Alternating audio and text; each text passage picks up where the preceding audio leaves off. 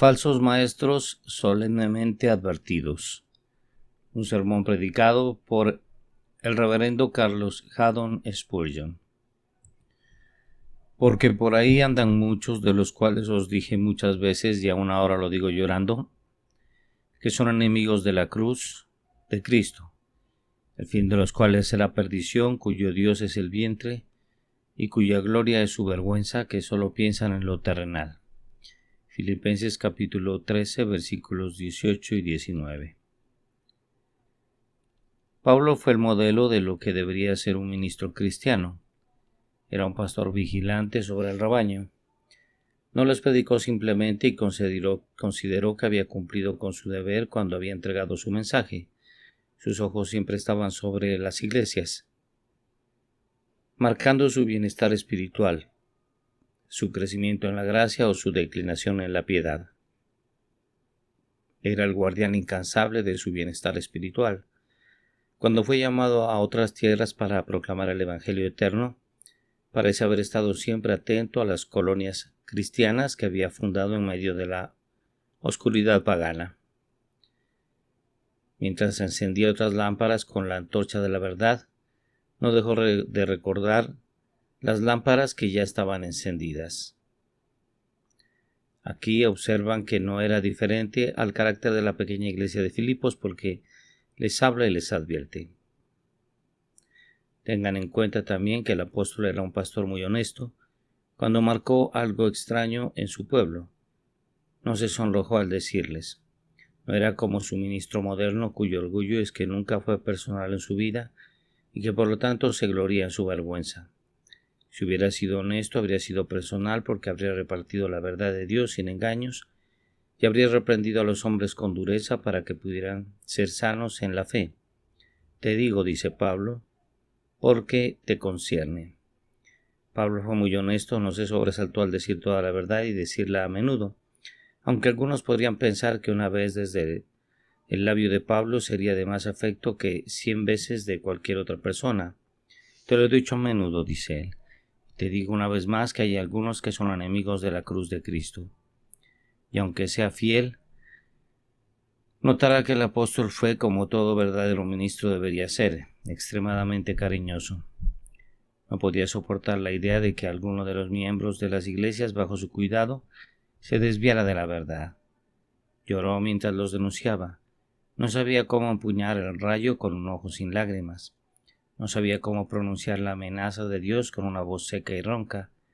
No mientras hablaba cosas terribles tenía la lágrima en los ojos, y cuando los reprendió bruscamente su corazón latía tan fuerte con amor que aquellos que lo escucharon denunciar tan solemnemente estaban convencidos de que sus palabras más duras eran dictadas por el afecto.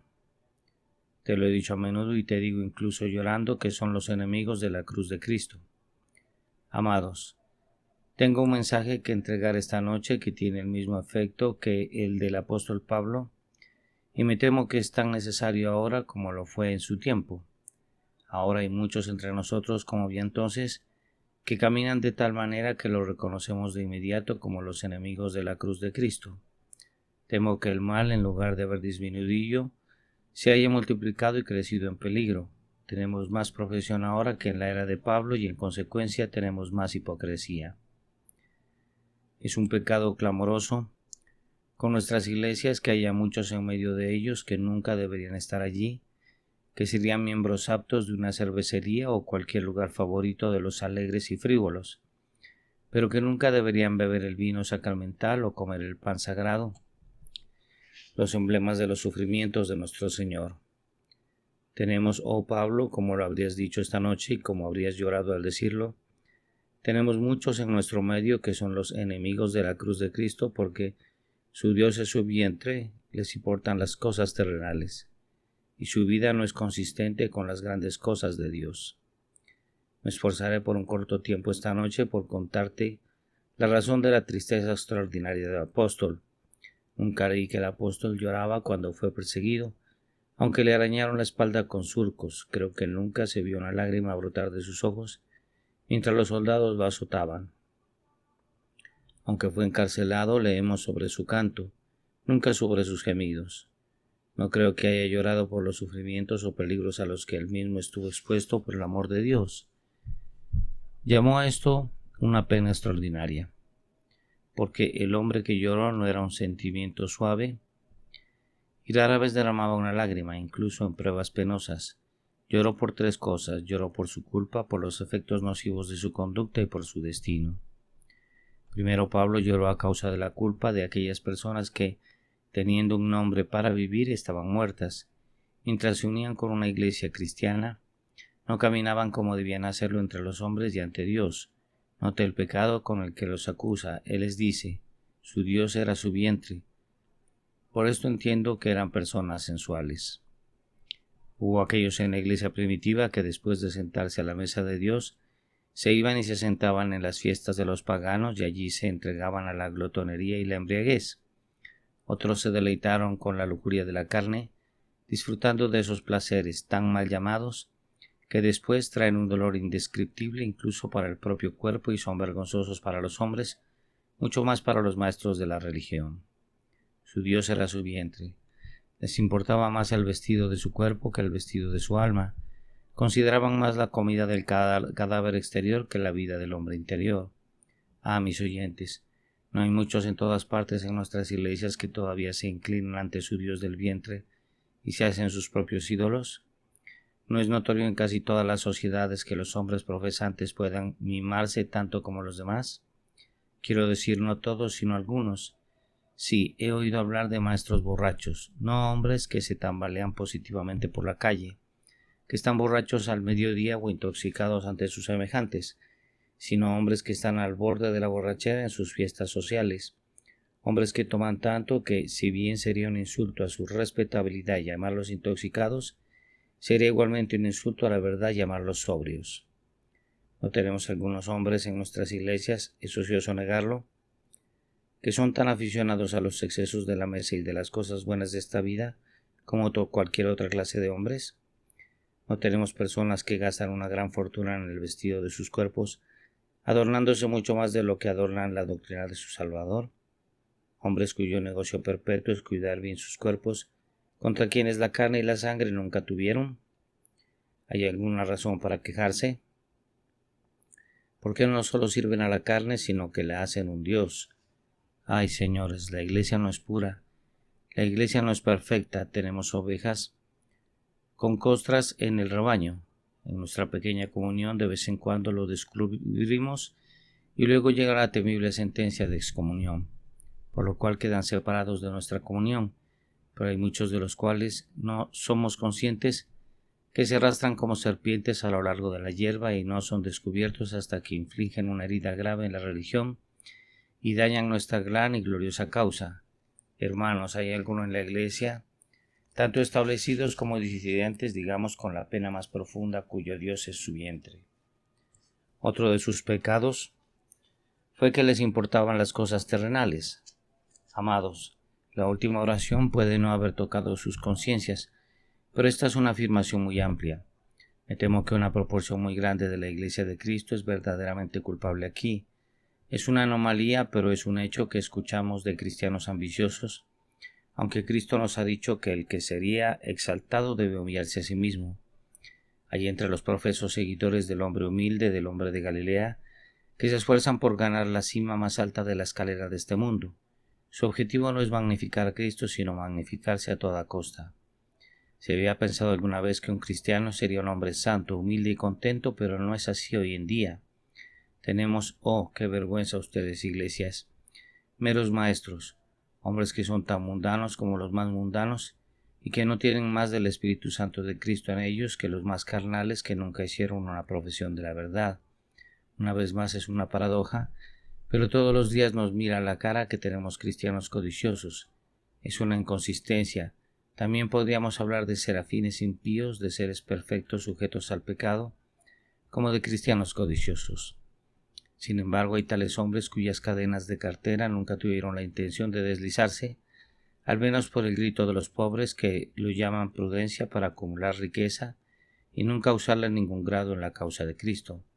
Si quiere hombres que trabajen duro en los negocios, que se aferran a la riqueza, que se apoderen del deudor pobre y le succionen la última partícula de su sangre, Si quieres a los hombres que están agarrando y moliendo, que despellejarán el pedernal y le quitarán la vida al huérfano, debes venir, me sonrojo al decirlo, pero es una verdad solemne, a veces debes venir a nuestras iglesias para encontrarlos. Algunos de ellos están entre los más altos de sus oficiales, que se preocupan por las cosas terrenales y no tienen nada de esa devoción a Cristo, que es la marca de la piedad pura. Estos males no son los frutos de la religión, son las enfermedades de la mera profesión. Me alegro de que el resto de los elegidos se mantengan puros de estos, pero la multitud mixta está tristemente poseída con ellos. Otro carácter que el apóstol les da a estos hombres es que se gloriaron en su vergüenza. Un pecador profeso generalmente se gloria en su vergüenza más que nadie. De hecho, lo llama mal. Él etiqueta los venenos del diablo con los nombres de las medicinas de Cristo. Las cosas que él consideraría vicios en cualquier otro hombre son virtudes consigo mismo. Si pudiera ver en otro hombre la misma acción que acaba de realizar, si otro podría ser el espejo de sí mismo, cómo le tronaría. Él es el primer hombre en notar una pequeña inconsistencia. Es el más estricto de los sabatistas, es el más recto de los ladrones, es el más tremendamente generoso de los ávaros, es el más maravilloso de los hombres profanos. Si bien puede disfrutar de su pecado favorito, siempre se está poniendo el vaso en el ojo para magnificar las faltas de los demás. Puede hacer lo que le plazca, puede pecar con impunidad, y si su ministro le insinúa que su conducta es inconsistente, hará una tormenta en la iglesia y dirá que el ministro fue personal y lo insultó. Las reprensiones arrojadas sobre él. ¿No él es un miembro de la iglesia? ¿No ha sido durante años? ¿Quién se atreverá a decir que él es impío? Oh señores, hay algunos de sus miembros de las iglesias que algún día estarán en el infierno. Nos hemos unido con nuestras iglesias que han pasado por el bautismo y se sientan en nuestras mesas sacramentales, quienes, aunque tienen un nombre para vivir, están muertos como cadáveres en sus tumbas en cuanto a algo espiritual. Hoy en día es algo fácil hacerse pasar por un hombre piadoso. Hay poca abnegación, poca mortificación de la carne, poco amor por Cristo deseado. Oh no, aprende algunos himnos religiosos, obtén algunas frases y engañarás a los elegidos. Entra en la iglesia, sé llamado respetable, y si no puedes hacer que todos te crean, aún así allanarás tu camino hacia la destrucción, al calmar una conciencia inquieta. Estoy diciendo cosas difíciles, pero estoy diciendo cosas verdaderas. A veces me hierve la sangre cuando me encuentro con hombres a quienes no tendría, con quienes no me sentaría en ningún lado y que todavía me llaman hermano. Pueden vivir en pecado y sin embargo llamar a un hermano cristiano. Dios los perdone. No podemos sentir hermandad con ellos ni deseamos hacerlo hasta que sus vidas cambien y su conducta se haga más consistente. Verán entonces en los días del apóstol, había algunos que eran una desgracia para la piedad y el apóstol lloró sobre ellos porque conocía su culpa.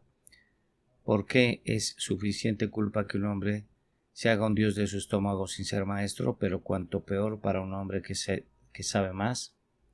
Peor incluso para alguien que incluso se prepara para enseñar mejor a otras personas, seguir pecando contra Dios y contra su conciencia al hacer una profesión solemne que en su caso es mentira. Oh, qué terrible es la culpa de un hombre así, para que se ponga de pie y diga, está hecho, la gran transacción está hecha, yo soy del Señor y Él es mío. Y sin embargo, ir y pecar como los demás, usar la misma conversación, practicar la misma artimaña, caminar de una manera tan impía que aquellos que nunca han nombrado el nombre de Cristo, ¿qué culpa hay aquí? ¿Es suficiente para hacernos llorar? Si hemos sido culpables, si para llorar lágrimas de sangre, que deberíamos haber pecado contra Dios. Pero el apóstol no lloró tanto por ellos como por la maldición que hacían, porque dice enfáticamente que ellos son los enemigos de la cruz de Cristo, los enemigos. Tanto como decir el infiel es un enemigo, el maldito, el ladrador, el hombre profano es un enemigo, Herodes allá, el perseguidor, es un enemigo. Pero estos hombres son principales soldados, los socorristas del ejército de Satanás, los enemigos de la cruz de Cristo. Son maestros fariseos, brillantes con el blanqueo de la piedad exterior, mientras que están podridos por dentro. Oh, creo que no hay nada que deba afligir más a un cristiano que saber que Cristo ha sido herido en la casa de sus amigos. Mira, Ahí viene mi Salvador con las manos y los pies sangrantes. Oh Jesús mío, ¿quién derramó esa sangre? ¿De dónde sacaste esa herida? ¿Por qué te ves tan triste? Él responde, he sido herido, pero adivina dónde recibí el golpe. ¿Por qué, Señor? Seguramente estabas herido en el Palacio de Ginebra. Fuiste herido donde los pecadores se encuentran, en el asiento del desprecio. Fuiste herido en el salón infiel. No, no lo estaba, dice Cristo. Fui herido en la casa de mis amigos.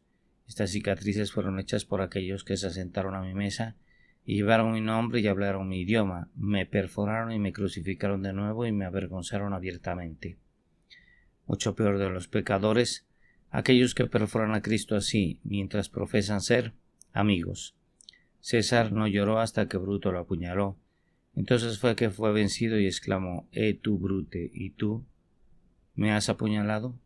Entonces, mis oyentes, ¿podría Cristo decirles a algunos de ustedes que ustedes, maestros, me han apuñalado?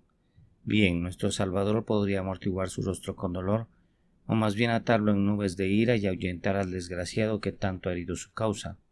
Si debo ser derrotado en la batalla, déjame ser derrotado por mis enemigos, pero no me dejes traicionar por mis amigos. Si debo ceder la ciudadela que estoy dispuesto a defender incluso hasta la muerte, entonces déjame cederla y dejar que mis enemigos caminen sobre mi cuerpo. Pero no dejes que mis amigos me traicionen. No dejes que el guerrero que está a mi lado abra la puerta y admita al enemigo. Eso fue suficiente para romperle el corazón 2 veces, una por la derrota y la segunda por el pensamiento de traición. Cuando una pequeña banda de protestantes luchaba por sus libertades en Suiza, defendieron valientemente un pase contra un inmenso anfitrión. Aunque sus amigos más queridos fueron asesinados, y ellos mismos estaban cansados y listos para caer con fatiga, se mantuvieron firmes en defensa de la causa que habían defendido. De repente, sin embargo, se escuchó un grito terrible. El enemigo estaba terminado una fuerte acidez, y cuando el comandante volvió a la vista para ver, cómo se frunció el ceño con la trompeta. Apretó los dientes y pisó el pie, porque sabía que un cobarde protestante había llevado al enemigo sediento de sangre por el camino de las cabras para matar a sus amigos. Luego, volviéndose a sus amigos, dijo adelante, y como león sobre su presa se lanzaron sobre sus enemigos listos para morir, porque un amigo los habría traicionado. Así se siente el cristiano de corazón audaz cuando ve a su compañero traicionar a Cristo, cuando contempla la ciudadela del cristianismo entregada a sus enemigos por aquellos que pretendieron ser sus amigos. Amados, preferiría tener 1000 demonios fuera de la iglesia que tener uno en ella. No me importan todos los adversarios de afuera. Nuestra mayor causa de miedo es de los astutos, lobos con piel de oveja, que devoran el rebaño. Es contra ellos que denunciaríamos con santa ira la sentencia solemne de la indignación divina, y por ellos derramaríamos nuestras más amargas lágrimas de dolor. Son los enemigos de la cruz de Cristo. Ahora, por un momento, déjame mostrarte cómo es que el maestro malvado es el mayor enemigo de la iglesia de Cristo. En primer lugar, entristece a la iglesia más que a nadie. Si algún hombre en la calle me arrojara barro, creo que debería agradecerle el honor si supiera que es un mal personaje y supiera que me odiaba por el bien de la justicia. Pero si alguien que se llama a sí mismo cristiano debe dañar la causa con la inmundicia de su propio comportamiento licencioso, eso era más perjudicial que las estacas de Smithfield o los estantes de la torre.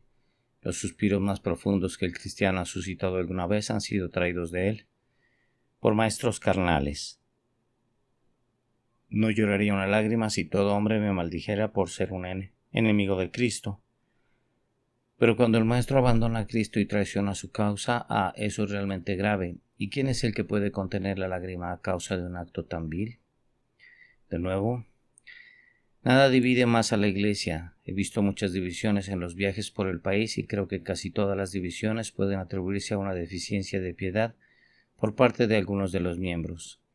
Deberíamos ser más uno, si no fuera por los cantos que se arrastran entre nosotros.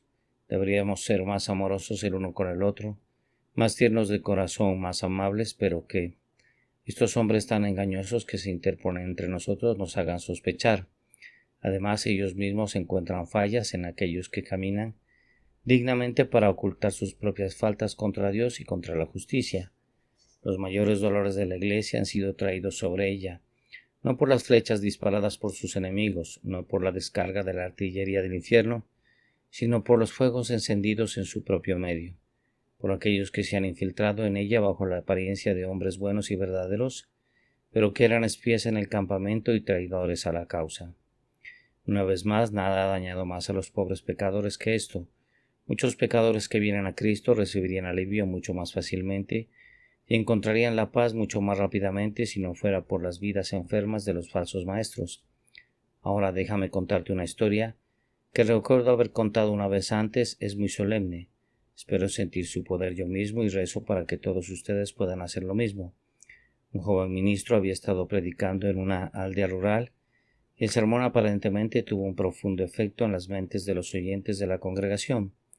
Hubo un joven que sintió agudamente la verdad de las palabras solemnes a las que el predicador había pronunciado. Buscó al predicador después del servicio y caminó a casa con él. En el camino el ministro habló de todos los temas, excepto el que había ocupado su atención en el púlpito. La pobre alma estaba muy angustiada y le hizo una o dos preguntas al ministro, pero se desanimaron con mucha frialdad, como si el asunto no fuera de gran importancia.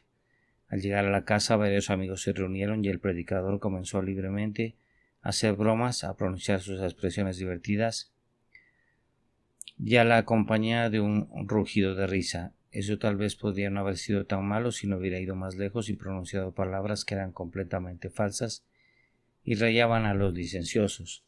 El joven de repente se levantó de la mesa y, aunque había llorado bajo el sermón y había estado bajo la más profunda convicción aparente, se levantó y salió por la puerta golpeando el pie. Dijo: «La religión es una mentira.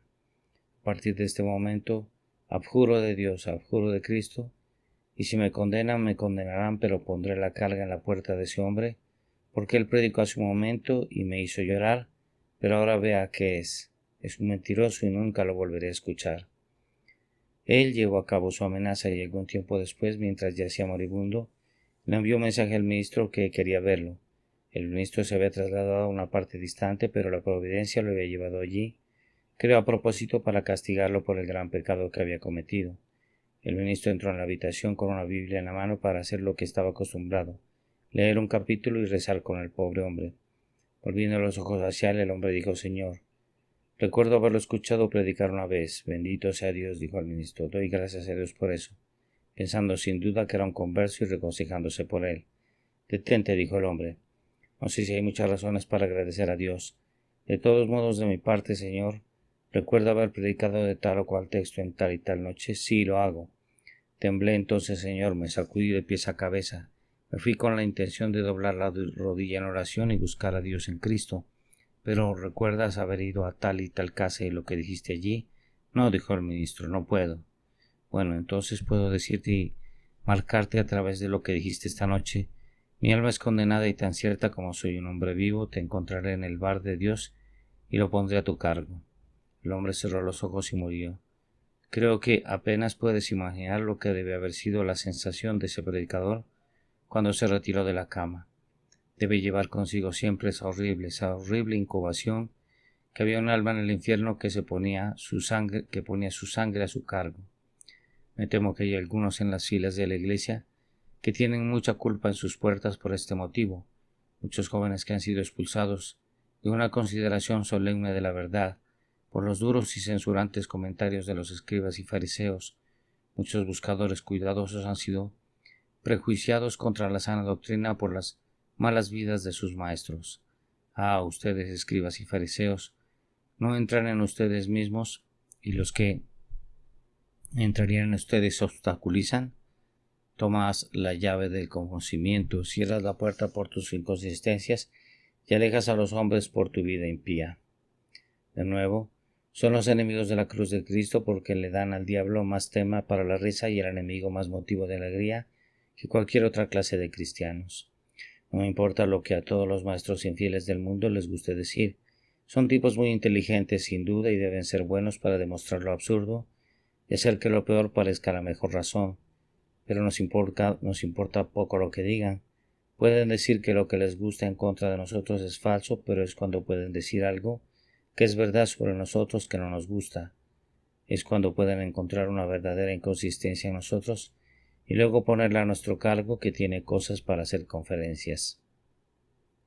Si un hombre es un cristiano recto, nunca necesita temer lo que otros digan de él.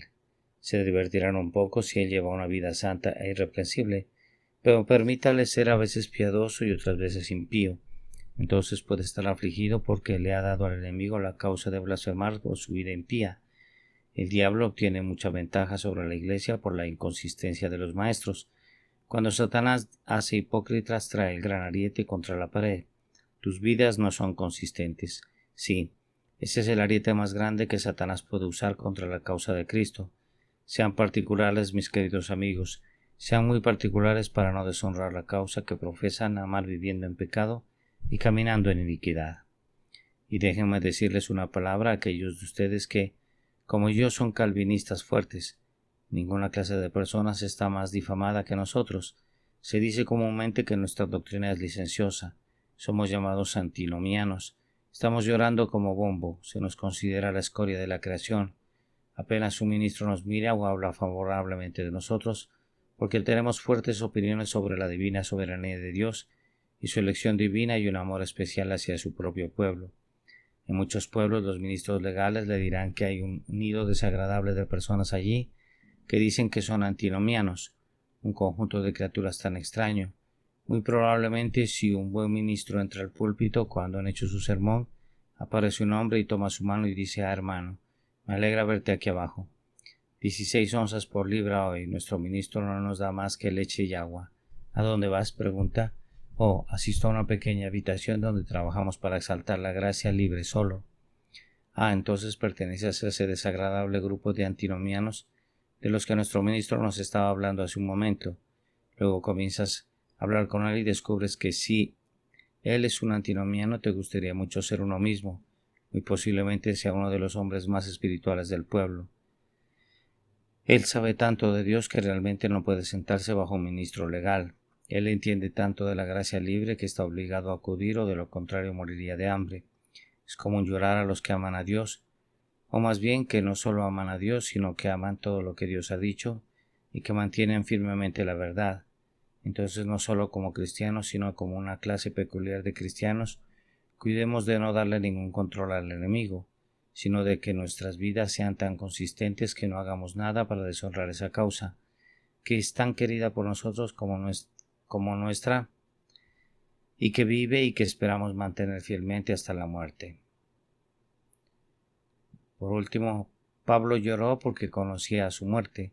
Su fin es la destrucción. Mark, el fin de un hombre procedente que ha sido hipócrita será enfáticamente la destrucción. Si hay cadenas en el infierno más pesadas que otras, si hay mazmorras en el infierno más oscuras que otras, si hay bastidores que atormentarán más temiblemente el marco, si hay incendios que abrazarán el cuerpo de manera más tremenda, si hay punzadas, eso torcerá más eficazmente el alma en agonías. Los cristianos maestros deben tenerlas si finalmente se encuentran podridas. Prefiero morir un despilfarrador que morir un maestro mentiroso. Creo que prefiero morir el peor barrido de la calle que morir hipócrita, o haber tenido un nombre para vivir y sin embargo haber demostrado ser poco sincero. Cuanto más alto se eleve, mayor será la caída. Este hombre se ha disparado alto. Cuán bajo debe caer cuando se encuentra equivocado. El que pensó en llevarse a la boca la copa del cielo con néctar, encuentra cuando se agita el cuenco que le es la corriente del infierno. El que esperaba entrar por las puertas a la ciudad encuentra las puertas cerradas y él mismo se propuso partir como un desconocido. Oh, qué terrible es esa frase. Apártate de mí, nunca te conocí. Creo que prefiero escuchar que me diga vete maldito entre el resto de los malvados, que ser señalado y tener que decir después de exclamar Señor, Señor, apártate de mí. No te conozco aunque comiste y bebiste en mis cortes, aunque viniste a mi santuario eres un extraño para mí, y yo soy un extraño para ti. Tal fatalidad más horrible que el infierno, más terrible que el destino, más desesperada que la desesperación, Debe ser la suerte inevitable de aquellos cuyo Dios es su vientre, que se han gloriado en su vergüenza y se han preocupado por las cosas terrenales. Ahora me atrevo a decir que la mayoría de ustedes dirá, bueno, él ha conmovido las iglesias esta noche. Si no ha hablado con seriedad, ha hablado con dureza. En cualquier caso, dice uno, me atrevo a decir que es muy cierto. Son todos un grupo de tacaños e hipócritas, siempre lo pensé así. No iré entre ellos, ninguno de ellos es genuino. Detente un poco, amigo mío. No dije que todos lo fueran, debería ser muy malvado si lo hiciera. El hecho mismo de que haya hipócritas demuestra que no todos son así. ¿Cómo es eso, dices? ¿Crees que habría billetes de banco malos en el mundo si no hubiera billetes buenos? ¿Crees que alguien trataría de hacer circular soberanos malos si no hubiera realmente buenos? No, no lo creo. Él es el buen billete de banco, el que hace el malo al incitar al hombre malvado a imitarlo y producir una falsificación. Es el hecho mismo de que hay oro en el mundo lo que hace que otro intente imitar al metal y engañe a su vecino. Si no hubiera cristianos verdaderos, no habría hipócritas. Es la excelencia del carácter cristiano lo que hace que los hombres lo busquen, y dado que no tienen el verdadero corazón del roble, intentan enloquecer sus vidas para que se vean así. Como no tienen el metal sólido real, intentan dorarse para imitarlo. Debes tener algunos cerebros y esos son suficientes para decirte que si hay hipócritas, debe haber algunos que sean genuinos. Dice otro, muy bien. Hay muchos genuinos y puedo decirte que, sea lo que sea que pienses, soy lo suficientemente genuino. Nunca tuve dudas ni miedo. Sé que fui elegido por Dios y aunque no vivo exactamente como podría desear, sé que, si no voy al cielo, muy pocos tendrán una oportunidad. ¿Por qué, Señor? He sido diácono los últimos 10 años y miembro 20, y no debo ser sacudido por nada de lo que dices. En cuanto a mi vecino allí que se sienta cerca de mí, no creo que deba estar tan seguro, pero nunca he tenido una duda en 30 años.